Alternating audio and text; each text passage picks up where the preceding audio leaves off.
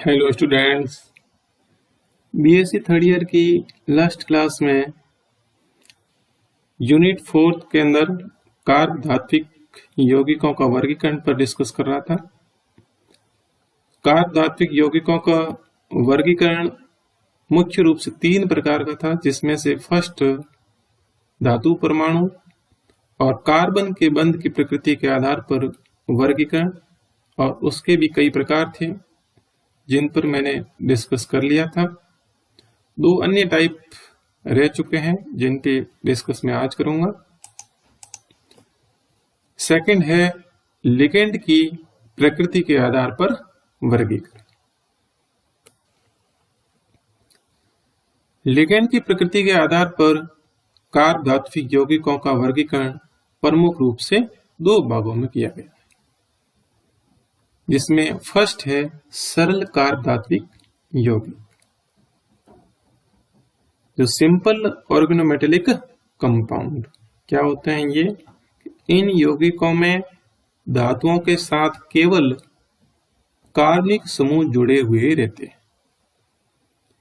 ऐसे कार्ब धात्विक यौगिक हैं जिनमें धातु के साथ में केवल कार्बनिक समूह ही जुड़ा रहता है।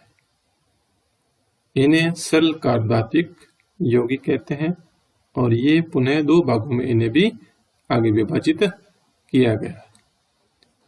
इसमें फर्स्ट यानी ए प्रकार का है, वो है सममित कार्ब धात्विक यौगिक, सिमेट्रिकल ऑर्गेनोमेटेलिक कंपाउंड्स।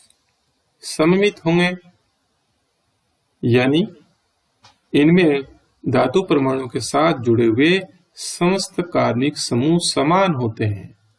कार्बनिक समूह समान होते हैं, इस वजह से यहाँ पे धातु परमाणु के दोनों ओर समान समूह उपस्थित रहेंगे, और जिस कारण से ये सममित होते हैं।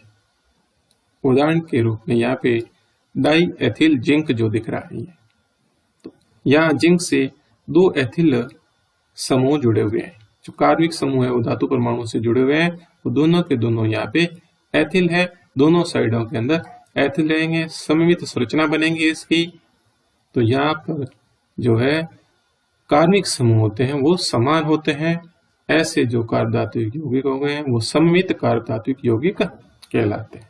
फेरोसिन में देख रहे हैं पेंटाडाइनाइल जो है वो 2 पेंटाडाइनाइल है, तो इसमें एक साइड में एक पेंटाडाइनाइल, दूसरी साइड में दूसरी पेंटाडाइनाइल, यानी कि इसकी जो संरचना बन रही थी सैंडविच, बीच में यहाँ पे आयरन, ऊपर साइक्लोपेंटाडाइनाइल, नीचे भी साइक्लोपेंटाडाइनाइल, यानी एक तरह से सममित संरचना है। दोनों साइडों में समान एक तरह से कार्बनिक समूह उपस्थित रहते हैं। नेक्स्ट यहाँ पे असममित कार्ब धात्विक यौगिक, अनसिमेट्रिकल ऑर्गेनोमेटेलिक कंपाउंड्स। इन यौगिकों में धातु परमाणु के साथ जुड़े हुए कार्बनिक समूह भिन्न भिन्न प्रकृति के होते हैं, यानी जो कार्बनिक समूह जुड़े हुए हैं धातु परमाणु से वो अलग अलग प्रकार के होते हैं। इसलिए एक साइड में तो दूसरा कार्बनिक समूह, दूसरी साइड में दूसरा कार्बनिक समूह, तो उसकी जो संरचना बनेगी वो सममित नहीं होगी, यानी असममित होती है। उदाहरण के रूप में यहाँ पे एथिल फेनिल मैग्नीशियम, यानी आपको दिख रहा है मैग्नीशियम एक साइड में एथिल समूह है, दूसरी साइड में फेनिल समूह है। अब यहाँ पे सममित संरचना नहीं है, यानी दोनों साइडों में अलग अलग समूह उपस्थित है। इसी प्रकार से मेथिल फेनिल जिंक, जिसमें आपको दिख रहा है कि जिंक के एक साइड में तो मेथिल समूह है, दूसरी साइड में फेनिल समूह है। संरचना है वो असममित संरचना है, इसलिए ये है असममित कार्ब धात्विक यौगिक कहलाते हैं। नेक्स्ट जो दूसरे प्रकार का है वो है मिश्रित कार्ब धात्विक यौगिक, मिक्स्ड ऑर्गेनोमेटेलिक कंपाउंड्स। इस प्रकार के यौगिकों में धातु परमाणु के साथ जो कार्बनिक समूह के अतिरिक्त अकार्बनिक समूह भी जुड़े रहते हैं। यह बात आ जाती है मिश्रित के अंदर कि धातु परमाणु से जुड़े हुए कार्बनिक समूह के साथ साथ अकार्बनिक समूह भी जुड़े हुए रहते हैं। इसी आधार पर इन्हें मिश्रित कार्ब धात्विक यौगिक कहते हैं। उदाहरण के रूप में यहाँ पे एथिल मैग्नीशियम ब्रोमाइड, तो यहाँ पर आपको दिख रहा है एथिल है, वो है कार्बनिक समूह है, मैग्नीशियम धातु परमाणु, और दूसरा यहाँ पे ब्रोमाइड है, वो अकार्बनिक समूह है। तो यहाँ कार्बनिक समूह भी अकार्बनिक समूह भी दोनों ही जुड़े हुए हैं, इसलिए ये मिश्रित कार्बधात्विक यौगिक कहलाता है। नेक्स्ट इसका एग्जाम्पल है डाई मेथिल टिन डाइक्लोराइड जो दिख रहा है इसमें। तो यहाँ पे मेथिल जो समूह है ये तो यहाँ पे कार्बनिक समूह है, और यहाँ पे जो क्लोराइड है वो यहाँ अकार्बनिक समूह है, इसलिए ये मिश्रित कार्बधात्विक यौगिक कहलाता है। तो ये तो यहाँ पे लिगेंड की प्रकृति के आधार पर कार्बधात्विक यौगिकों का वर्गीकरण, जो सेकंड टाइप का वर्गीकरण था। नेक्स्ट यहाँ तीसरे टाइप का जो वर्गीकरण है कार्बधात्विक यौगिकों का, वो है कार्बनिक समूह की हैप्टिसिटी के आधार पर वर्गीकरण। ये वर्गीकरण धातु परमाणु से जुड़े कार्बनिक समूह के कार्बन परमाणु की संख्या पर निर्भर करता है। यानी धातु परमाणु से जो कार्बनिक समूह जुड़ा हुआ है, उस कार्बनिक समूह के कितने कार्बन परमाणु हैं वो धातु परमाणु से जुड़े हुए हैं, उनकी कितनी संख्या है, उसके ऊपर यह वर्गीकरण है वो निर्भर करता है। जुड़े हुए कार्बन परमाणुओं की संख्या कार्बनिक समूह की हैप्टिसिटी कहलाती है। जो कार्बनिक समूह है, उस कार्बनिक समूह के कितने कार्बन धातु परमाणु से जुड़े हुए हैं, वो जितने परमाणु जुड़े हुए हैं वही उस कार्बनिक समूह की हैप्टिसिटी कहलाती है। ग्रीक भाषा के शब्द हैप्टीन का अभिप्राय है जकड़े अथवा बंधे से, इन कितने बंध बने हुए हैं, कितने जकड़े हुए हैं, इस प्रकार से। तो यहाँ पे हैप्टिसिटी का मतलब वही है कि कितने कार्बन उस धातु परमाणु से बंध बनाए हुए हैं। मोनोहेप्टो समूह को इस प्रकार से यहाँ पे H1 या नीटा 1 के रूप में प्रदर्शित किया जाता है। इसी प्रकार से डाईहेप्टो है, ट्राईहेप्टो जैसा भी होगा, तो यहाँ पर H के ऊपर 2 3 आगे बढ़ते रहेंगे, नीटा के ऊपर 2 या 3 ऐसे बढ़ते रहेंगे। इस प्रकार से यहाँ पे प्रदर्शित किया जाता है। जो नीचे सारणी जो देगी अगले पेज के ऊपर, निम्न सारणी में विभिन्न प्रकार की हैप्टिसिटी और उनके उदाहरण दिए हुए हैं, जिनके ऊपर मैं डिस्कस करता हूं नेक्स्ट में। यहाँ पे फर्स्ट टाइप का जो हैप्टिसिटी है नीटा 1 है, ये मोनोहेप्टो यौगिक कहलाते हैं। और इनके उदाहरण की बात करें, एल्किल है, एरिल है और कार्बोनिल। ये इस प्रकार से एल्किल, एरिल या कार्बोनिल, इनके अंदर आप देख रहे हैं सबके अंदर एक कार्बन है, वो धातु परमाणु से बंध बनाए हुए, इसलिए ये हैं वो मोनोहेप्टो यौगिक कहलाते हैं। दूसरे प्रकार के नीटा 2 यानी कि डाईहेप्टो, और डाईहेप्टो के अंदर उदाहरण की बात करें तो एल्कीन है, एल्काइन है, वो इसमें आते हैं। और यहाँ पर 2 कार्बन है, वो यहाँ पे धातु परमाणु के साथ में बंध बनाए हुए, इसलिए ये डाईहेप्टो यौगिक कहलाते हैं। जैसे यहाँ पे एथीन है, एथीन के अंदर 2 कार्बन है, ये दोनों कार्बन धातु परमाणु से बंध बनाते हैं। एसिटिलीन है, एसिटिलीन के अंदर ये 2 कार्बन है, ये दोनों कार्बन धातु परमाणु से बंध बनाते हैं, इसलिए ये डाईहेप्टो यौगिक होते हैं। नीटा 3 के रूप में ट्राई हेप्टो यौगिकों के उदाहरण के रूप में एलिल का उदाहरण दिया जाता है।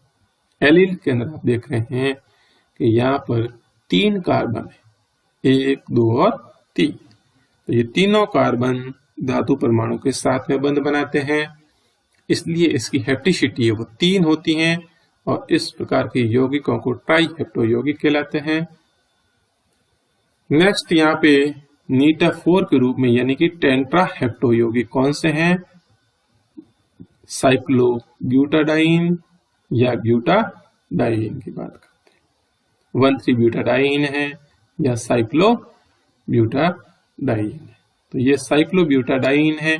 कार्बन कितने हैं? 1 2 3 और 4 है। 4 कार्बन है और चारों के चारों कार्बन धातु परमाणु के साथ में बंध बनाए हुए हैं, इसलिए ये टेट्राहेप्टो यौगिक है।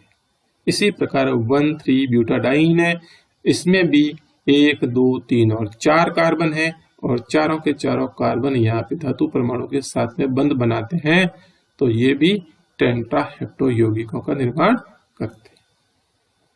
इसी प्रकार नीटा 5 के रूप में पेंटाहेप्टो यौगिक, जिसका उदाहरण की बात करें तो यहाँ साइक्लोपेंटाडाइनाइल जो दिख रहा है, साइक्लोपेंटाडाइनाइल यानी कि फेरोसिन के अंदर ये उपस्थित होता है और फेरोसिन जो उदाहरण है वो यहाँ पे नीटा 5 यानी पेंटाहेप्टो यौगिकों का उदाहरण है, जिसमें साइक्लोपेंटाडाइनाइल होता है। तो इस प्रकार से इसमें 5 कार्बन होते हैं और ये 5 कार्बन धातु परमाणु के साथ में बंध बनाते हैं, इसलिए ये पेंटाहेप्टो यौगिकों का निर्माण करता है। इसी प्रकार यहाँ पे नीटा 6 के रूप में या हेक्सा हेप्टो यौगिक होंगे और इसमें बेंजीन और इसके व्युत्पन्न होंगे, वो इसके उदाहरण होते हैं। यानी बेंजीन के अंदर कितने कार्बन है? 6 कार्बन है और इसके व्युत्पन्नों में भी कार्बन 6 कार्बन।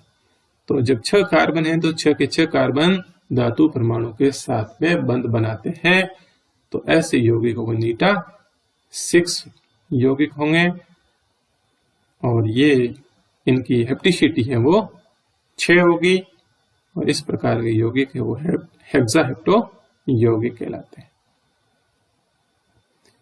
नेक्स्ट यहाँ पे नीटा 7 यानी हेप्टाहेप्टो यौगिक, जिनकी हेप्टिसिटी 7 होती है, 7 यानी कि 7 कार्बन परमाणु हैं वो धातु परमाणु के साथ में बंध बनाते हैं।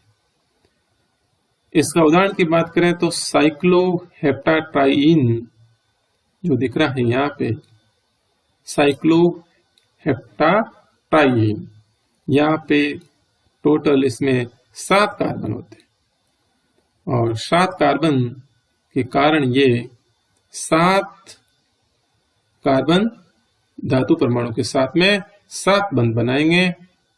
इस प्रकार ये हेप्टाहेप्टो यौगिकों का निर्माण करता है। नेक्स्ट नीटा 8 के रूप में ऑक्टाहेप्टो यानी हेप्टिसिटी है वो 8 होती है इसकी, यानी यहाँ पर 8 कार्बन है वो धातु परमाणु के साथ में बंध बनाते हैं। इसका उदाहरण यहाँ पे साइक्लो ऑक्टाटेट्राइन, यहाँ पे COT साइक्लो ऑक्टाटेट्राइन ये जो दिख रहा है यहाँ पे, इसमें टोटल यहाँ पे 8 कार्बन होते हैं और यहाँ पर ये 8 कार्बन धातु परमाणु के साथ में 8 बंध बनाते हैं, इसलिए इसकी हेप्टिसिटी है वो 8 होती है और इस प्रकार के जो बने हुए यौगिक हैं वो ऑक्टाहेप्टो यौगिक कहलाते हैं।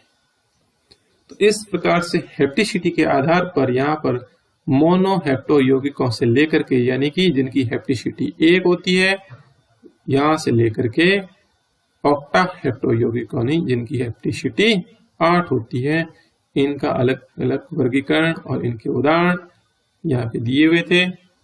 इसके साथ ही या कार्ब धात्विक यौगिकों का वर्गीकरण है वो कंप्लीट होता है और नेक्स्ट क्लास के अंदर मैं नेक्स्ट टॉपिक के ऊपर डिस्कस करूंगा। Thank you.